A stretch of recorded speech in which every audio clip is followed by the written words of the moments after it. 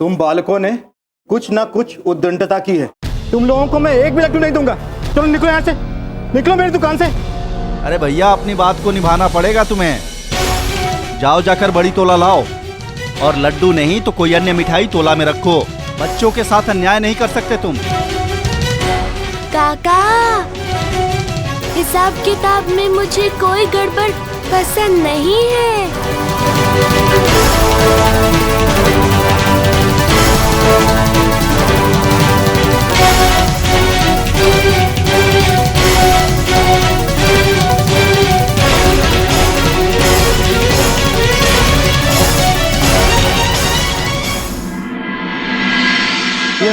तुम लोग भी थोड़ी सहायता करो। बाले कृष्णा कृष्णा, बाले कृष्णा कृष्णा, मिटाए मन की तृष्णा। बाले कृष्णा कृष्णा, बाले कृष्णा कृष्णा, बाले कृष्णा कृष्णा, मिटाए मन की तृष्णा। बाले कृष्णा कृष्णा। अरे अब तो मैंने सारी अन्य मिठाइयाँ भी अपनी दुकान की तुला में रख दी थी, फिर भी ये तुला समान नहीं हो रही है। मैं तो कंगाल हो गया। हे भगवान, हो ना हो, इन बच्चों ने जरूर कुछ जादू किया। नहीं, ये मिठाई वाले काका अपनी बात से मुकर रहे हैं। इन्होंने ही कहा था कि ये हमें अंगूठी के मूल्य के बराबर नहीं, अपितु अंगूठी के भार के बराबर लड्डू देंगे। क्यों भैया, बालकों को मूर्ख बना रहे हो तुम? तुम्हें तो उन्हें अंगूठी के मूल्य के बराबर लड्डू देना चाहिए था। तुमने शर्त लगाई तो पूरा क्यों नहीं करते?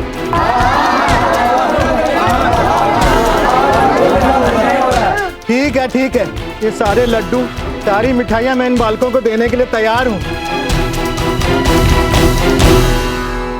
तुम छोटे बालकों को कपट से ठग रहे थे, अब सीधे सीधे ये अंगूठी भी बालकों को लौटा दो। अरे ये अंगूठी भी ले लो, किंतु मुझे क्षमा कर दो। देखा काका, कपट का परिणाम कुछ भी नहीं बचा आपके पास।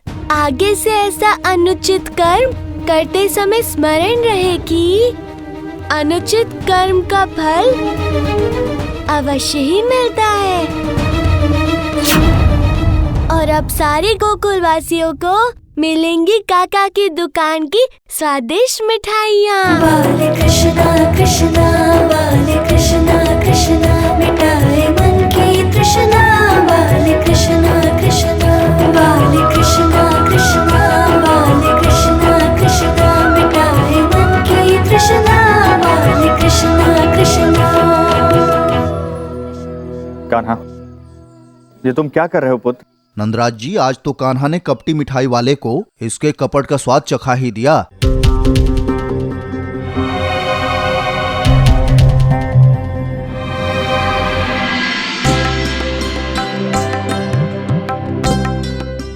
अब समझ गए ना आप, लोभ और कपट से मनुष्य की स्थिति कैसी हो जाती है। ये लो कुछ स्वर्ण मुद्राएं, और समझना मैंने तुम्हारे दुकान की सारी मिठाइयां खरीद ली।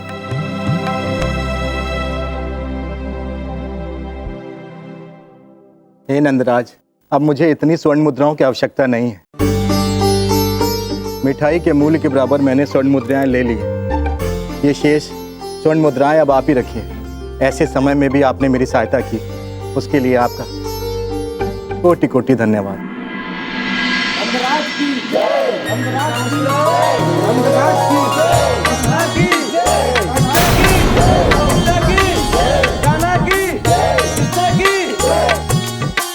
तुम सत्य कह रहे हो साहूकार। ये बालक बड़ा ही मायावी लगता है। इसे मारने के लिए शक्ति के साथ बुद्धि का प्रयोग करना होगा।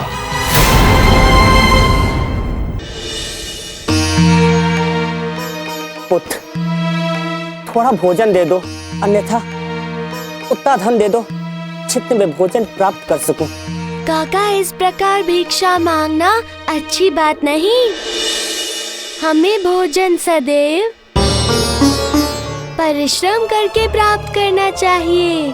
पुत्र, चाहता तो मैं भी यही काम करके धन कमा सकूं, किंतु कोई भी गांव में मुझे अपने पास नहीं रखता, क्योंकि मैं कुबड़ा हूं ना। गांव में सब मुझे अशुभ मानते, कोई मेरा मुंह भी नहीं देखना चाहता। काका बस इतनी सी बात। एक काम कीजिए, अपने नेत्र बंद करके 3 बार श्री हरि का सच्चे हृदय से स्मरण कीजिए। श्री हरि।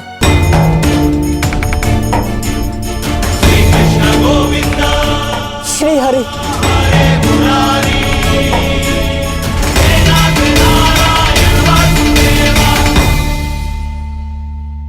मैं बिल्कुल ठीक हो गया। मैं बिल्कुल ठीक हो गया। अब मैं विकृत नहीं रहा, विकृत नहीं रहा। श्री हरि। पुत्र, धन्यवाद, तुमने आज सबसे बड़ा दान दिया। अब मुझे भिक्षा नहीं मांगनी पड़ेगी, अब मैं स्वयं मेहनत करूंगा। धन्यवाद पुत्र, जुग जुग जियो, खूब फूलो फलो। श्री हरि, श्री हरि। धनु, महोदय को हो क्या गया है? कल ये बड़ी बड़ी बातें कर रहा था कि मैं कृष्णा को ऐसे मारूंगा वैसे मारूंगा, मुझे कृष्णा को मारने से कोई नहीं रोक सकता। किंतु आज ये शांत है। ये शांत है क्यों, ये समझ में नहीं आ रहा है। कहीं ऐसा तो नहीं है उसने कृष्णा की लीला देख ली हो और उसके हंसी लुप्त हो गई हो? तब क्या होगा जादूगर? चुप हो जाओ, चुप हो जाओ। अगर रुद्रावती सुन लिया ना तो हमेशा के लिए लुप्त हो जाओगे। कुछ भी कहते रहते हो, बिल्कुल चुप। किंतु मुझे रुद्रावत का ये क्यों मुख की भांति खड़े रहना अच्छा नहीं लगता। महाराज कंस को उत्तर क्या देंगे? ये पता नहीं हमारा कार्य कर पाएगा कि नहीं कर पाएगा। एक योजना है। हाँ? क्या योजना है? आधे शीघ्र बताओ, क्या हुआ? ये तो मैं भी मान गया कि वो बालक अवश्य मायावी है।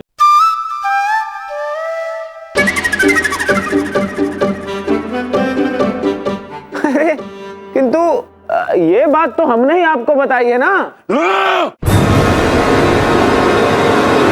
किंतु गोकुलवासी ये नहीं जानते कि कृष्णा मायावी बालक है। मुझे ऐसा लगता है कि ये अपनी माया का प्रयोग सबसे छिपकर करता है। मुझे ना ये दानव की बुद्धि थोड़ी भ्रमित हुई लगती है। तो वही बता रहा है जो पूर्व में बता रहा था, और चिंतन करने में इतना समय व्यर्थ किया। अरे शांत हो जाओ साहूकार। हाँ हाँ, बिल्कुल ऐसा ही है, सही कहा तुमने। परंतु रुद्रावत, ये बताओ कि तुम्हारी योजना क्या है? मैं इसकी इसी दुर्बलता का लाभ उठाऊंगा। वो सबके समक्ष कोई चमत्कार नहीं कर पाएगा और मैं सारे गोकुलवासियों के सामने वही उसे मृत्यु के घाट उतार दूंगा। योजना तो बड़ी अच्छी बनाई है आपने। क्या कहते हो जादूगर? जादूगर, मैंने जब इस दानव को प्रथम बार देखा था ना, तो लगा नहीं था कि ये दानव बुद्धिजीवी है। अति उत्तम, अति उत्तम। बस रुद्रावत, अब हमें इस योजना को किसी भी भांति सफल बनाना है। इस बार कान्हा की वो दशा होगी कि वो अपनी माया का प्रयोग भी नहीं कर पाएगा। अब मैं उस पर प्रहार पर प्रहार करके उसका अंत कर दूंगा। लगता है जादूगर, अब हमें हमारा प्रतिशोध मिल जाएगा।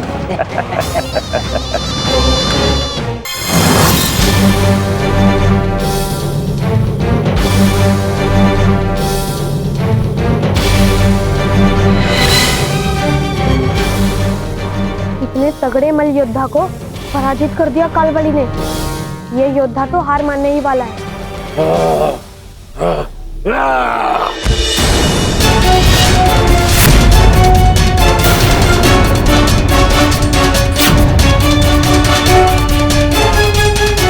चल उठ, साहस है तो मुझ पर वार कर। अब ये नहीं उठेगा।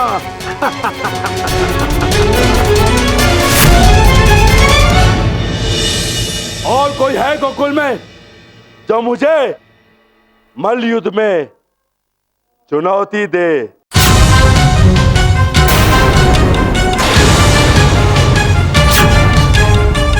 कोई नहीं है यहाँ। रुद्रावत, तो तुम यहाँ तक मेरा पीछा करते करते पहुँच गए। अरे अरे अरे, हाँ? क्या हो गया है तुम सब लोगों को? सबके सब गूंगे हो गए हो क्या? कुछ कोई बोलता क्यों नहीं? अरे गोकुल की नाक का सवाल है, नाक कट जाएगी गोकुल की। अरे क्या गोकुल में कोई भी वीर नहीं है जो कालबली का सामना कर सके?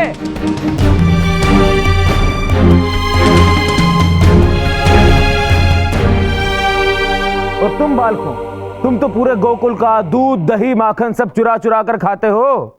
आज दिखाओ अपना बल। क्या इसी दिन के लिए खाया था इतना माखन चुरा चुरा के? कुछ काम काज के तो हो रही, कम से कम ये चुनौती स्वीकार कर लो तो जाने।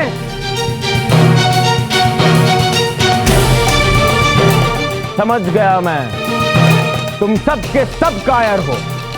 एक काम करो, कालबली के समक्ष लिखित में क्षमा याचना करो और गोकुल की नाक कटवा दो सबके सब।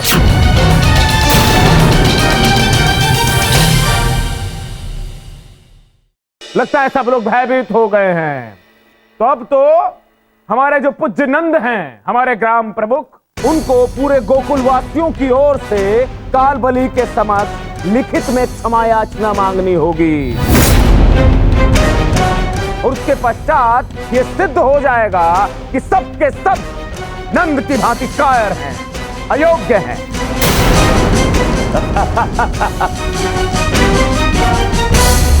धनु काका रुकिए।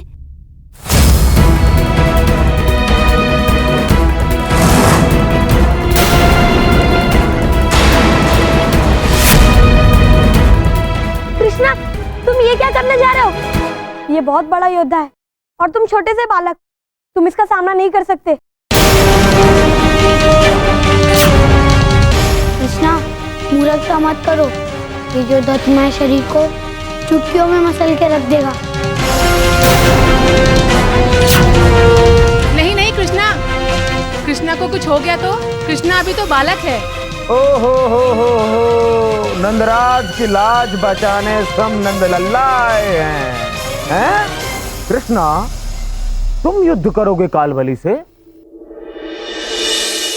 देखो भाइयों, कल अगर कृष्णा को कुछ हो गया तो कोई मुझ पर दोष मत लगाना। नहीं कान्हा, पुनः लौट आओ। कालबली को पराजित करना सरल कार्य नहीं है। कान्हा हमारी नहीं सुन रहा है। तुम जाके शीघ्र ही नंद जी को इस विषय में सूचित करो। पहले आप सब मेरी बात तो सुनिए। धनु काका, मुझसे मल्लयुद्ध करने से पूर्व कालबली को प्रमाण देना होगा कि वो मल्लयुद्ध करने के योग्य है।